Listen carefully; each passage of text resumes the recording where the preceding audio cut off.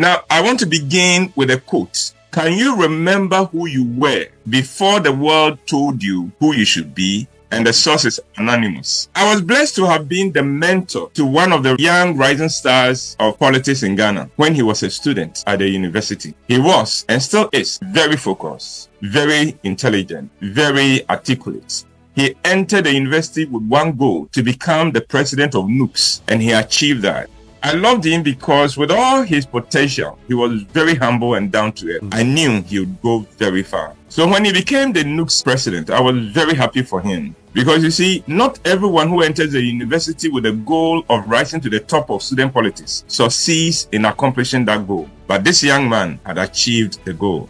One day, I was at the International Conference Center for a very important conference. NUCS, TUC, and other bodies had been invited to the conference. I arrived early, and as I was waiting for the conference to start, I saw this young man enter. He was surrounded by about 6 students who seemed to be a combination of bodyguards and aides. I saw him, but he did not see me as he went to take a seat on the other side of the auditorium. For a moment, my attention shifted from him because one of the organizers of the program came to engage me. When I was finished with him and he had left, 2 young men approached me and said, "Uncle Whyte, our president would like to see you." I asked them, "Which president?" He said, "The president of NUCS." Now, I was taken aback and I was wondering, wait a minute, is this young man who was young enough to be my son and whom I had mentored, had he sent messengers to fetch me for him?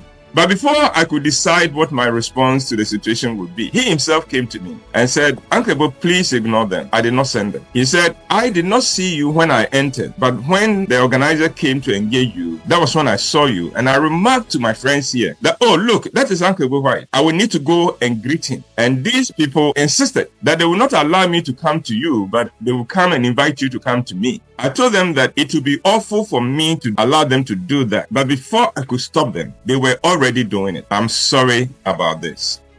I was not disappointed with the conduct of the young man, but I was worried for my young rising star in politics. He still had his humility, but those around him were determined to ensure that he would carry himself with some airs that they thought befitted his office. And this happens at all levels in the Ghanaian society. The fact is that in Ghana, we insist that people cannot be ordinary if they occupy certain positions. For instance, if an MP's children attended public schools, there would be people who will object and put pressure on the honorable and his wife to move the children to expensive schools. Can you imagine what people would say if they found the wife of an honorable member of parliament in trotro or any form of commercial transport? A wonderful lady's husband received a big appointment in Ghana several years ago. The lady decided that she'll continue with her career even after her husband had become such a big man in Ghana. But people would not let her have a peace. They were upset that she would not act as the wife of a VVIP and allow herself to be taken care of and chauffeured at state expense wherever she went. But her position was, I love my work. I am good at my work and I am needed at my work. And so I continue doing it. And she tried to continue to live as she did before her husband took up the appointment. But in a matter of months, society had found a way of stopping her from doing so. When I saw her about a year after the appointment of her husband, she was surrounded by bodyguards and aides and what have you. There was a motorcade with her 24/7. I went to her and she said, "Uncle Bo, you see what they have done to me? I'm so embarrassed by all this, but they will not let me have my simple life."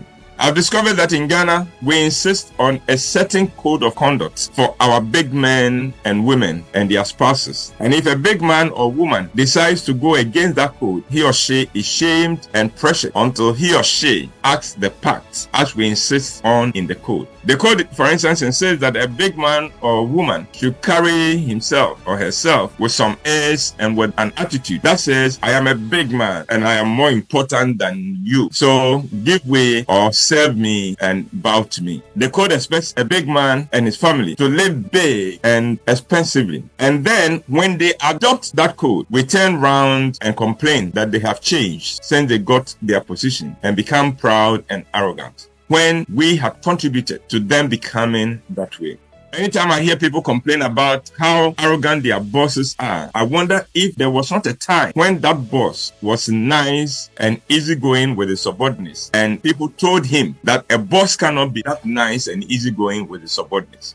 I know several people who got appointments in politics or promotions in their careers, or who had an elevation in church, and they tried to operate as they had always done, and they had been criticized and pressured to change until they had become very different from the people they were before their appointment or promotion or elevation. It is easy to criticize our big men and women, but before you start throwing stones at them for being arrogant and extravagant, I want you to understand that our society creates the kind of big men and women we want. Remember that the people get the leaders they deserve.